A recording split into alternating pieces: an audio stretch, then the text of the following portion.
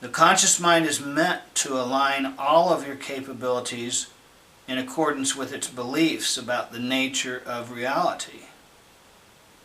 Those resources are considerable, for they include the deepest aspects of your creativity and powers far beneath consciousness of which you are only dimly aware.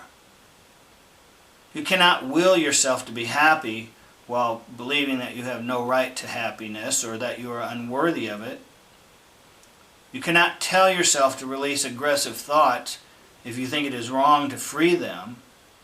So you must come to grips with your beliefs in all instances. If you have been told again that the Spirit is good and in fact perfect, and that you must then be perfect in all of your ways, while at the same time you believe in the imperfection of the body, you will always be in conflict with yourself. If it seems to you that the soul is degraded by its alliance with the flesh, then you will not be able to enjoy your own sense of grace, for you will not consider it possible. Your beliefs will dictate your very interpretation of various kinds of emotions. Many people, for example, are convinced that anger is always negative. It can be the most arousing and therapeutic emotion under certain circumstances. You can then realize that you have cowered before contradictory beliefs for years. Rise up in anger against them and quite literally begin a new life of freedom. Normal aggressiveness is basically a natural kind of communication, particularly in social orders. A way of letting another person know that in your terms they have transgressed, and therefore a method of preventing violence, not causing it. In animals, natural aggression is used with the greatest biological integrity. It is on the one hand ritualized, and on the other hand perfectly spontaneous. Its signals are understood. The various degrees, postures, and indications of natural animal aggressiveness are all steps in a series of communication in which the animal encounters are made clear. To a large extent, a highly involved series of symbolic actions are carried out long before any battle takes place, if it does finally. The display of the aggressive behavior, however, far more frequently prevents an actual combat situation. Man has highly charged contradictory attitudes about aggression, and his beliefs about it cause many of his mass and private problems.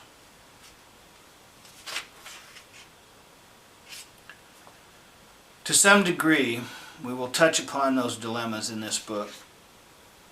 In your society, and to some extent in others, the natural communication of aggression has broken down. You confuse violence with aggression and do not understand aggression's creativity activity.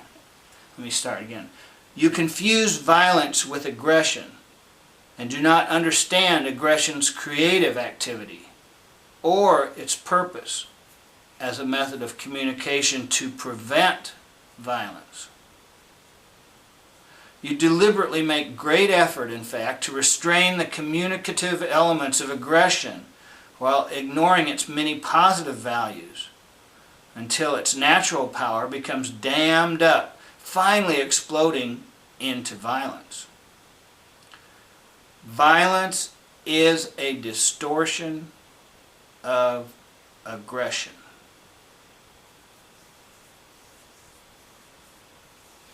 Birth is an aggressive action. The thrust outward with great impetus of a self from within a body into a new environment. Any creative idea is aggressive. Violence is not aggressive. It is instead a passive surrender to emotion which is not understood or evaluated, only feared, and at the same time sought. Violence is basically an overwhelming surrender, and in all violence there is a great degree of suicidal emotion, the antithesis of creativity. Both killer and victim in a war, for instance, are caught up in the same kind of passion, but the passion is not aggressive. It is its opposite, the desire for destruction.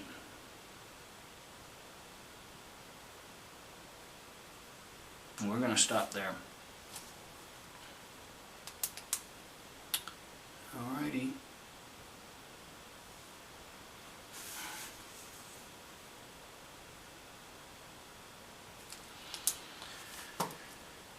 I would jump right into closing prayer, however we need to come up with a sentence here. I think we need to focus on the end here, because while he spends a lot of time explaining we need to get in touch with our beliefs, that feelings and emotions are a result of our beliefs, and that we are confused and don't understand that, I think the most important part of what he talked about here is that allowing aggression to become a form of communication will actually prevent violence, and that violence is not aggression. Violence is a passive surrender. And I think it's important in this last paragraph that we understand what he's saying. He's basically telling us that if there is violence, then those people have not done the work in order to understand themselves well enough to prevent it. So, important to that is understanding the methods there, and prior to being able to do the methods, you have to understand the definitions. So we have to separate out the words violence and aggressiveness so that we are no longer confused about that.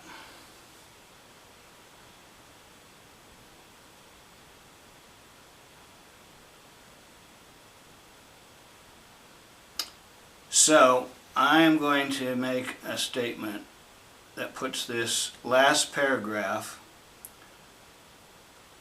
together and the first sentence of the last paragraph together, and it's: violence is the opposite of creativity.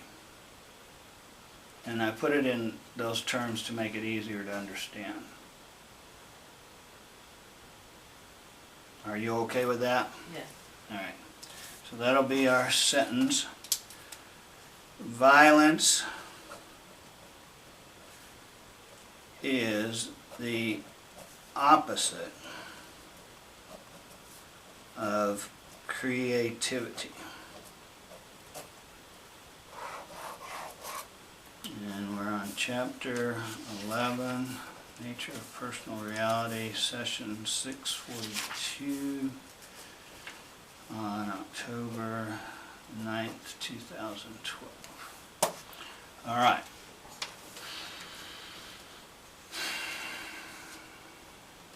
God, with your help, may this message go out to the billions of people in the world. The intent that I ask for and thank you for is to help the world understand violence, learn how to find better ways to create better solutions, and to have better communication with those around them.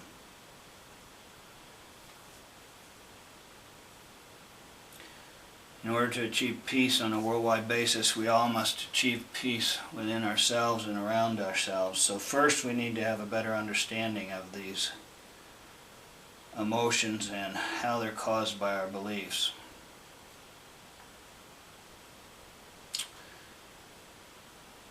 Through the dream state and through our intent,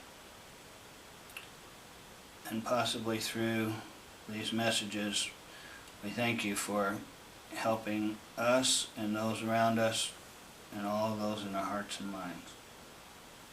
In the name of Jesus, amen.